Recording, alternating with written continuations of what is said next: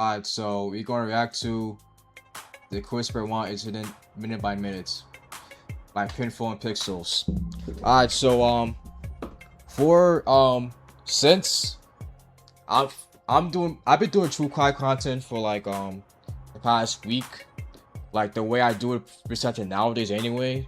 Like I kind of react to crime in the past, but like not to this level, to this production level. But for this video, like unlike the body cam video that I did earlier that last week, and the David video I did the same week too, this video is pretty much going to be like, since due to the fact that like there was no trial for this because like, you know, Chris killed himself, I would just have to you know, react to it based on like what we hear, discuss why Chris did what he did, and what happened afterwards, of course. So but like for cases in the future that actually have a trial and like with a verdict too, I'm going to break down, you know, break down not only the trials, what happened,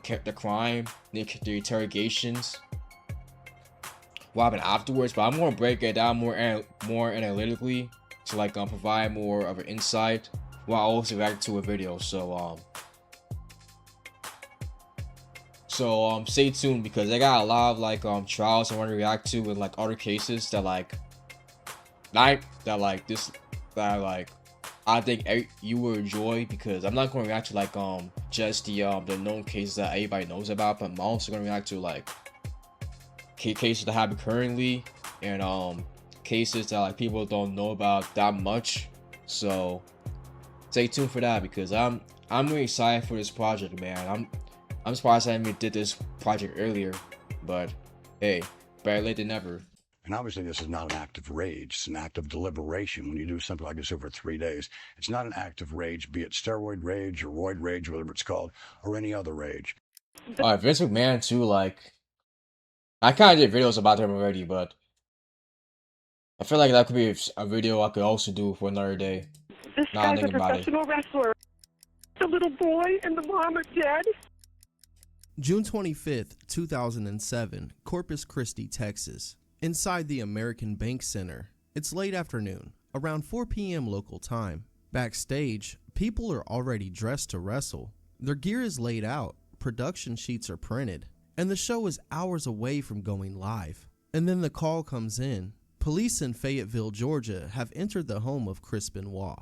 They would find 3 bodies inside: an adult male, an adult female, and a child. The residence was now being treated as a major crime scene, but no details beyond that. All the WWE knew was everyone in that house was dead. Within that hour, everything changes. From 4 p.m. to 5 p.m., the live event scheduled for that night is canceled. Producers start tearing up the script for Monday Night Raw. By the way. Entire segments get scrapped. Matches that had finishes planned just Monday Night Raw. Live event scheduled for that night is canceled. Producers start tearing up the script for Monday Night Raw. Entire segments get scrapped. Matches that had finishes planned just hours earlier are now irrelevant. They didn't have time to investigate or wait for facts. They had to go live in just a few hours, and they had to decide what this show was going to be.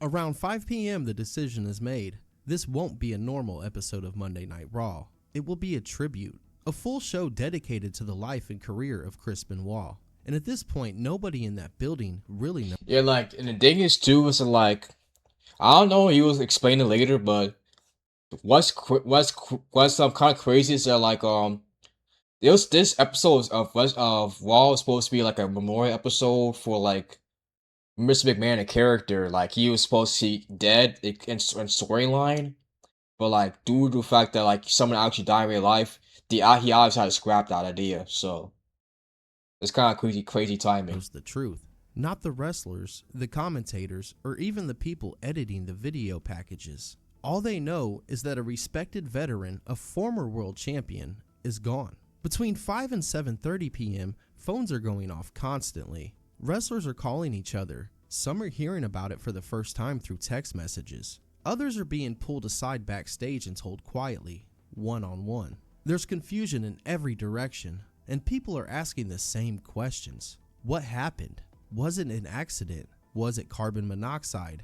Was it something medical? But no one has answers. 7:30 p.m., just before Raw goes live, production is rushing to build tribute packages. Footage is being pulled from years of matches, WrestleMania moments, title wins, and highlights of Benoit at his peak. The editors are working against the clock. All they have is raw footage and a deadline. 8 p.m., the show opens, no pyro and no music to hype the crowd, just Vince McMahon standing alone in the ring. The same Vince McMahon character who, just a week earlier, was part of a storyline where he had died in a limousine explosion. The storyline would be dropped instantly. He looks directly into the camera and speaks as himself, not the character, just Vince McMahon, and he tells the audience that Chris Benoit is dead, and that his family is dead, and that tonight's show will be a tribute. The next 2 hours unfold in a completely different tone than anything Raw usually is. Yeah, like I said, no one knew. Like he said, no one knew at this time what happened actually. So like they just went on with this tribute show, thinking like he just some accident happened or like some. I mean, who knows what people would thought about? But like people thought it was like maybe like I don't know, like poisoning, food poisoning. Like I said, carbon monoxide, some home invasion. Like it could be anything. But like I'm sure some people thought he actually did it. But like. That's one of the last things you want to think about, you know? No matches, just memories and video packages. Wrestlers speak directly to the camera. Triple H talks about Benoit as a competitor, and William Regal struggles to get through his words. There's real emotion in these interviews, because everyone speaking believes they're honoring someone they've respected. Meanwhile, outside the arena, while this tribute is airing live across the country, investigators are still inside that house in Georgia, and the details are starting to come together. Slowly, and away from the cameras. By the end of Raw around 10 p.m., the show closes the same way it began, focused entirely on Chris Benoit's legacy. But within hours, everything changes, and everything that aired on this show immediately becomes something else entirely. Let's jump back to June 22nd, 2007, Fayetteville, Georgia, late afternoon. 3:30 p.m., Chris Benoit picks up his phone and calls Chavo Guerrero. He leaves a voicemail, and he says his wife, Nancy, and his son, Daniel, are sick, and they may have food poisoning. He says he won't be able to make it to the WWE live event in Texas that night. 3:42 p.m., Chavo listens to the message, and something about it doesn't sit right. 3:44 p.m., Chavo would call Chris, and Chris would answer. They would talk for a few minutes. He says the same story, but his voice is off, low energy, slower than usual, and Chavo hears it. Before hanging up, Benoit says something that sticks. I love you. He emphasizes it. Chavo doesn't hear that from him often. 3:56 p.m., 12 minutes later, Chavo calls him again but gets no answer. He leaves another voicemail, asking Benoit to call him back, but that call never comes. Around that same time, Benoit is also speaking to another coworker, and he tells a slightly different version of the same story. Nancy isn't just sick, she's vomiting blood. Between 4 and 6 p.m., WWE is in. Yeah, like he's pretty much like at this point he's pretty much like creating an alibi for like why he couldn't like make it to the show like later on anyway. But it is important too because like it's not like this happened over 3 days. Like and it would get to later, but like it's not like incident where like he killed them within like a few minutes or even like hours. It just happened like pretty much. It was I wouldn't say it was planned, but like it just happened over a weekend. So can't really say like it's fit of rage. Informed that Benoit won't make the show. Internally, this isn't treated as a major issue. It happens all the time. Flights get changed, family emergencies come up, plans shift. They rebook him for a flight the next morning so he could still make the pay-per-view in Houston. While all these calls are happening, while that story is being told over the phone, investigators later determined that Nancy Benoit is already dead. She would later be discovered restrained, strangled, wrapped in a blanket, with a Bible placed nearby. But no one knows any of that. To everybody else, Chris Benoit is a wrestler at home dealing with a sick family. He's still answering calls and he's still making travel arrangements. He's explaining why he won't be at the show. Everything looks normal. From the evening into that night, communication slows down. Calls stop being returned, but that doesn't raise alarms just yet. Because from WWE's perspective, they already know what's going on, and he'll be back tomorrow. Every call that day and every explanation, every detail about sickness, hospitals, and travel, all of that is happening after the first death inside that house. The next day, June 23rd, 2007, from around 9 a.m. to noon, WWE is expecting some kind of confirmation. A flight update, a call, something, but nothing comes in. They assume he's still dealing with his sick family. Later that morning, around 11 a.m., Chris Benoit contacts WWE Talent Relations. He says his son is vomiting and they're at the hospital. He won't make the scheduled travel yet. From noon to 3 p.m. inside WWE, adjustments continue. Travel plans remain flexible. They're still expecting him to show up for the pay-per-view the next day. Nothing about it feels Like I said, we're creating an alibi for why he cannot be there, because like I'm pretty sure Chris at this point was like considering making it to the show, but like eventually I'm sure someone will find out and like he will go to prison. So like that's why he didn't want to go and end up actually killing himself. like a disappearance yet, just a delay. During the same window inside Chris's house is when Chris would take the life of his son in the bedroom. Reports would later show that he had Xanax in his system. It would come out he would be suffocated, and again, a Bible is placed near his body. But on the outside, nobody knows any of that. Chris is still communicating, still explaining, and still part of the schedule. Around 3 to 5 p.m., the calls slow down again, with fewer updates. At 6 p.m., the WWE live event would go on without him. Fans in attendance don't know why he's missing, and there's no announcement beyond standard absence. Backstage, it's handled like any other last-minute change. From 10 p.m. to midnight, the day ends with no confirmed travel, no flights boarded, and no arrival scheduled. By the end of this day Saturday, both Nancy and Daniel would be dead. June 24th, 2007, 3:51 a.m., phones start to light up. While most of the roster is asleep, a small group of people receive a message from Chris Benoit. Not a conversation or an update, just an address. 3:53 a.m., another message comes through. Same address, sent to multiple people. 3:54 a.m., a third message, this time sent from Nancy's phone. Same address again, exact wording. 3:55 a.m., a fourth message, again from Nancy's phone. Again, just the address. 3:58 a.m., one more message. Yeah, the point of this is just, like he was very planning to off himself, so like he had to like let his closest friends know that like, oh fine, you'll find my dogs here, and like and you could take care of myself once we all gone, pretty much. Different this time. It said the dogs are enclosed in the pool area, Yep. and the garage side door is open, but that was all. These don't seem like normal texts. They read like instructions, like someone making sure something is found. Chavo Guerrero would wake up and see the messages, but he wouldn't panic. He would still think the family's sick. He thinks to himself that he'll ask him about it when he picks him up at the airport and he goes back to sleep. 8 a.m., Houston, Texas. Flights are starting to land. WWE talent is arriving for the pay-per-view. Chris Benoit is supposed to be one of them, but he's not there. Around 10 a.m., Benoit contacts WWE again. He still says Daniel is sick, and they're at the hospital, and he'll take a later flight. By the time that call is made, both Nancy and Daniel are already dead, and those texts have already been sent. Everything being said now is covering something that already happened. Around 1 to 3 p.m., WWE continues preparing for Vengeance Night of Champions 2007. They still expect Benoit might show up late. That's not unusual in wrestling. Plans stay flexible. Around 3 to 5 p.m., it becomes clear he's not making it, and the decision is made. He's off the show, and Johnny Nitro will take his place against CM Punk. That evening, the pay-per-view goes on. The show happens, the matches happen, and titles change hands. From the outside, it looks like a normal WWE event. Behind the scenes, there's still no real concern. Not yet. Nothing Sunday would trigger immediate action. That doesn't happen until the next day, when the silence stretches too long, and someone finally decides to check the house. June 25th, 2007. Around 11 a.m. backstage at the American Bank Center, people are arriving for WWE Raw.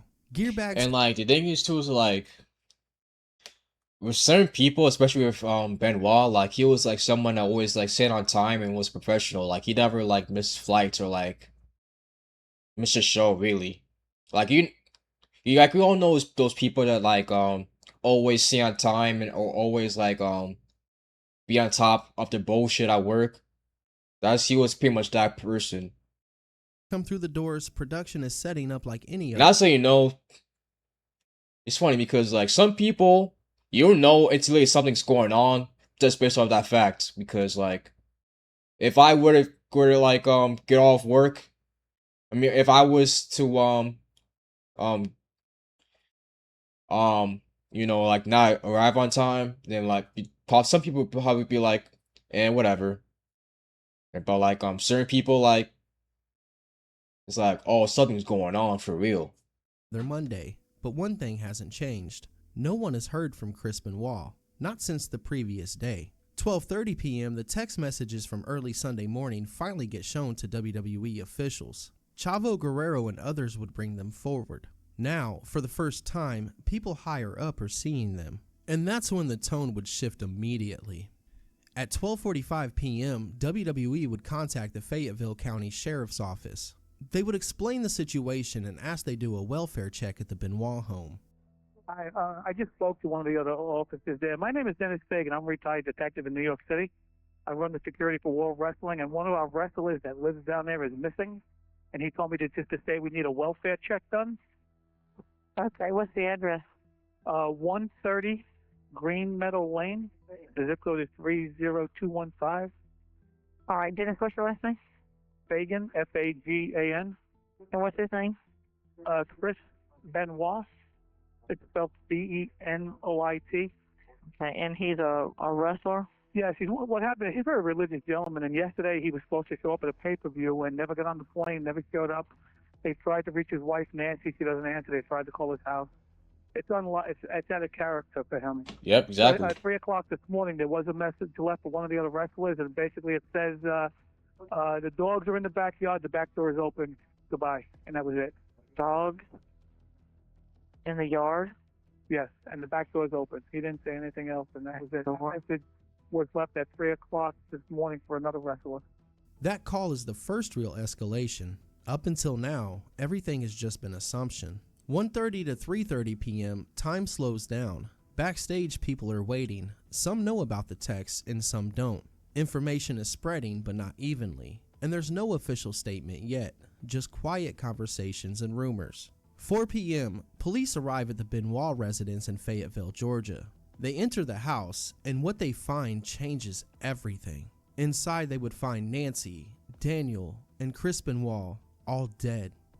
It is immediately classified as. But yeah, if you want to read this or read anything from like the video, then like I highly implore you to do it because it's very good information that like we don't usually see. I mean, we see like crime reports in general, but like not everybody saw the crime reports of this case in general because like it's not really shown. It's not really shown for real when it comes to like other videos and like other interpretations of this case. So like it's very important for people to know. And Chris Benoit all dead. It is immediately classified as a major crime scene. 4:15 p.m., the authorities would contact the WWE and they would relay what they found. 3 bodies inside the home, active investigation underway. Back in Corpus Christi, the message spreads fast, quietly at first, then all at once. From 4:15 to 4:45 p.m., you have a locker room full of wrestlers reacting in real time. Some are hearing it secondhand, and some are being told directly. Phones start coming out again. Calls, texts, questions, and nobody has answers yet. Between 4 and 5 p.m., WWE makes 2 decisions almost back to back. Cancel the live event plan for that night and change Raw completely. And the decision is made with very limited information. All they know is they're dead. They don't know yet what happened, when it happened, or how it happened. So the assumption backstage is still tragedy and not crime. From 5 p.m. onward, production begins rebuilding Raw from scratch. Video teams pull Benoit footage, wrestlers are asked to share memories, segments are created on the fly. 10 p.m. Raw ends and the tribute broadcast wraps. Inside the arena, people are still processing what they just did. Some wrestlers are drained, and some are still confused. Some are already hearing small pieces of information that don't match the tone of the show. But nothing official has changed yet. Publicly, this is still a tragedy being mourned. From 11 p.m. to midnight, details begin moving outside of law enforcement. Local reports start surfacing out of Georgia, and they all point to something suspicious. Backstage, phones start buzzing again, and now the questions are different. What exactly did police find? Why is it being called a crime scene? And why hasn't anyone said what happened? Early morning, June 26th. Yeah, like I don't know if I'm pretty sure because I'm pretty confident on this though. I know for a fact that like they at least knew or at least thought about the fact that Chris killed his family during the show, but like they just didn't like want to like end it abruptly or like make it suspicious. So like they just like went on with it and then like and they will get to it later, but like the next day they will like erase it from mystery. From midnight to 3 a.m., more information begins to leak. Enough that people inside the WWE start hearing the same words repeated: homicide, and multiple of them. Internally, the mood shifts hard. The tribute show that just aired, the interviews, the praise, the celebration started to feel wrong. Not because of what they said, because of what they didn't know. From 7 a.m. to 9 a.m., major media outlets begin to confirm the direction of the investigation. By now, it's clear this isn't an accident or something natural. The reports point toward a double murder, followed by a suicide. Investigators piece together the timeline inside the house. Nancy was killed first, Daniel later, and Chris Benoit would finally take his own life. The events didn't happen all at once. They happened across multiple days. More details would come out, like Nancy was restrained, Daniel was sedated, and Benoit would take his own life in the home gym using a cable from a weight machine. Around 10 a.m. to noon, at this point, WWE knows. And now they're dealing with something else entirely. They aired a full tribute show less than 12 hours earlier. They immediately begin to pull everything. Tribute shows would get taken down, website content removed, merchandise pulled, an entire full stop. The story explodes across national media. Not just sports coverage, but mainstream news. It's cable not just networks, wrestling news, it's front mainstream page news. headlines. The focus was no longer on wrestling. It was on violence, mental health, steroids, and concussions. The entire industry is suddenly under a microscope. June 26th, at an ECW broadcast that evening, less than 24 hours after the tribute show, Vince McMahon would appear again. He would make it very clear that Chris Benoit's name will never be mentioned again. June 26th into June 27th, wrestlers are now processing two things at once: the death of someone they worked with, and the reality of what he did. That would confuse anybody. Some were angry, some were in disbelief, and some were questioning everything they thought they knew. From June 27th onward, the next conversation moves beyond the incident itself. The mainstream news would focus on steroid use in wrestling, head trauma, lifestyle and travel, and long-term damage to performers. Reports begin highlighting the condition of Benoit's brain, damage consistent with repeated concussions, compared to patterns they've seen in former football players. And that... Oh yeah, so like just so you know, like during that time, afterwards, like the media was trying to portray Benoit as like a. I mean, he did say words. Like it's a known fact that he did. Plenty of wizards did, by the way. Like Eddie Guerrero did steroids, and that's one of the reasons why he died. Like a year and a half prior to Benoit, but actually not even one of. That's like the main reason actually. But what really happened, and he will explain it like I said. But like he had CTE, which is pretty much like something that pretty much a lot of football players have, where like you get hit in the head so many times from concussion and have concussions that like your brain is pretty much starting to Swiss cheese. becomes a headline on its own. Before June 25th, Chris Benoit was remembered as a technician, a respected veteran, and a former world champion. But after June 26th, his name becomes tied to one event, not his career, but just what happened that weekend. The WWE would move quickly to tighten structure around talent. The wellness policy expanded, drug testing increased, and monitoring became stricter. These policies already existed, but now they were being enforced differently, with more attention. Over time, the position in the company was consistent. Chris would get no Hall of Fame induction, no more celebrations of his career, and you would almost never see footage of him unless historically necessary. On June 25th, 2007, for 2 hours, millions of people sat and watched a tribute. A tribute all built around the idea that they were saying goodbye to one of the best to ever do it. And at that exact same time, the truth was already sitting inside a house in Georgia. In less than 24 hours after that, everything would flip. This is one of those stories that never really fades, because it forces you to look at two versions of the same person at the exact same time. The version the world saw, and the one that no one did. There's no clean way to separate that. It just sits there, unfinished and uncomfortable. And every time that night gets brought up, you're not just remembering what happened, you're remembering the moment everyone realized they didn't actually know the full story at all. Yeah, it's sad because because Chris, like, for non-wrestling fans, like, just know that Chris Benoit is like probably one of the best wrestlers to ever step in front of a wrestling ring, man. Because he was great. I mean, I was kind of like young. I was like 5 years old by the time he passed away, so like I didn't watch. I pretty much never really watched.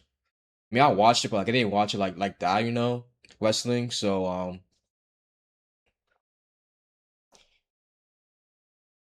but if you watch any wrestling match from him, you'll be impressed. But like it is, and he would be in Hall of Fame if he did what he did. But I feel like I honestly, man, unfortunately, man, like I feel like for for if Eddie Chris needed to die in the way they did in order for Weston to be in the position he is now in terms of like safety and like culture, because if they didn't die the way they did, then like they probably would have like, I mean, wrestling probably would still be like the way it was back then in terms of like safety and stuff.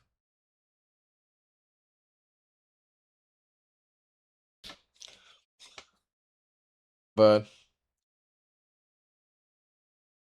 yeah, man, it sucks.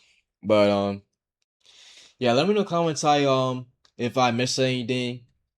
If I want if you want to add something else, if you want to add on to the discussion about about the situation, man. It's been long. It's been almost 20 years, bro. That's crazy. Um, it was 19 years. The 19-year anniversary was was just a couple months ago. But but yeah, let me know in the comments how you feel, and also let me know what cases I should discuss next. Discuss next. But that's really about it. I'm out. So see ya, boys.